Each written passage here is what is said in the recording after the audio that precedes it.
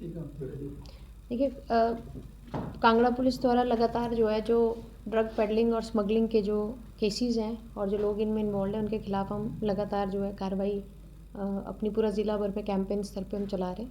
इसी के तहत हमने पिट एनडीपीएस एक्ट, जो कि prevention of illicit traffic in narcotic drugs and psychotropic substances act 1988 के तहत एक एक्ट है जिसमें कि ड्रग ट्रैफिकिंग से संबंधित जो प्रिवेंटिव एक्शन है वो लिया जा सकता है। उसके तहत हमने अभी तक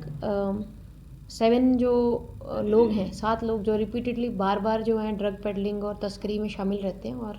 जिनके खिलाफ ऑलरेडी ज़िला में मुकदमे भी दर्ज किए गए हैं, लेकिन फिर भी वो इन गतिविधियों से बाज नहीं आ रहे हैं। उनके मामले हमने अपने पुलिस हेडक्वार्टर्स में के माध्यम से जो गवर्नमेंट को प्रेषित किए थे, ताकि इनको जो है प्रिवेंटिव ये जो एक्ट है पिट एनडीपीएस एक्ट 1988, इसके तहत जो है इनको प्रिवेंटिव डिटेंशन इनका किया जा सके। तो मुझे खुशी है कहते हुए कि इसमें एक केस जो है अभी अप्रूव होकर 7 केसेस में से आ चुका है, जिसमें कि किरण कुमार जो कि स्को धर्मशाला का रहने वाला है, उसको जो है प्रिवेंटिव सेक्शंस के तहत हमने डिटेन किया है। और ये जो ऑर्डर है उनकी प्रिवेंटिव डिटेंशन जो है गवर्नमेंट द्वारा अभी 3 महीने के लिए जो है हमें दी गई है। और इस एक्ट के माध्यम से हम 1 साल तक जो है इन लोगों को जो है प्रिवेंटिव डिटेंशन में रखा जा सकता है, ताकि ये बाहर निकल के या बेल आउट होके जो है किसी प्रकार की गतिविधियों में ना हो। मैं आपके माध्यम से क्लैरिफाई भी करना चाहूँगी कि ये उन लोगों के लिए है जो नशे के जो तस्करी है उसमें लगातार संलिप्त है। जैसे किरण कुमार का अगर एग्जाम्पल देखा जाए तो इसके विरुद्ध अभी तक 2018 से लेकर 23 तक 6 मुकदमे जो हैं एनडीपीएस एक्ट के तहत हुए हैं। और ये 6 के 6 मुकदमों में जो है कोर्ट द्वारा बेल आउट किया गया है, लेकिन बेल होने के बाद भी ये लगातार जो है तस्करी में सहायता करना या तस्करी करना और इस तरह की गतिविधियों में संलिप्त है। और इसी की सर्विलेंस और इंटेलिजेंस रिपोर्ट्स जो है पुलिस टीम द्वारा बनाई गई थी, और इनको अब जो है इन बेल होने के बाद भी इस व्यक्ति को जो है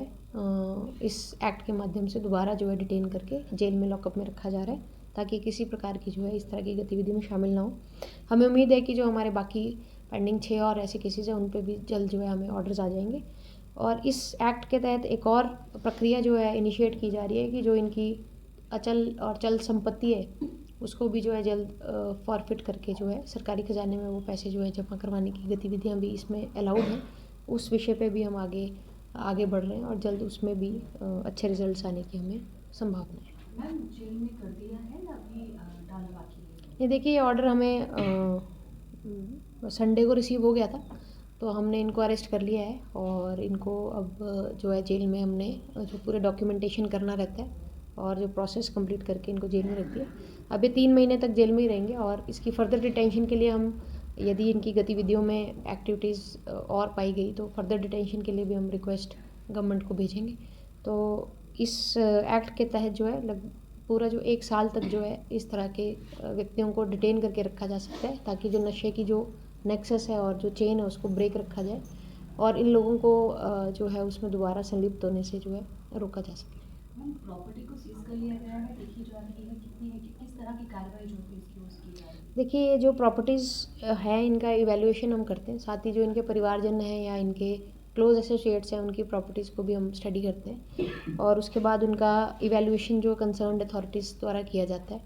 और पिट एनडीपीएस एक्ट के तहत जो है इनकी जो प्रॉपर्टीज़ हैं उनके फॉरफीचर की जो एक कंडीशन है वो फुलफिल होती है, तो उस दिशा में भी अब इसमें हम कार्य कर रहे हैं। और इनकी प्रॉपर्टीज़ का इवैल्यूएशन, बैंक अकाउंट्स, गाड़ियाँ, कोई मूवेबल इमूवेबल आर्टिकल्स हैं, उन पे जो है अब हमारी नज़र बनी हुई है। तो वो इवैल्यूएशन प्रोसेस कंप्लीट करने के बाद इसमें जो फर्दर फॉरफीचर और गवर्नमेंट ट्रेजरी में जो उसका अमाउंट है उसको डिपॉजिट कराने की जो प्रक्रिया जो है इनिशिएट की जाएगी। मैम, अमूमन देखा गया है कि जो जेल में कैदी होता है वो अपने परिजनों से मिल सकता है, अपने दोस्तों से मिल सकता है, तो क्या ये मिल सकते हैं या इनको सिर्फ नज़रबंद ही किया गया है कि किसी से बात नहीं कर सकते? नहीं, ये व्यक्ति जो है जो जेल में मिलने और जो प्रक्रिया है वो इस व्यक्ति के लिए भी अवेलेबल है। और इनको जो बंद किया गया है वो, जैसे अभी तक हम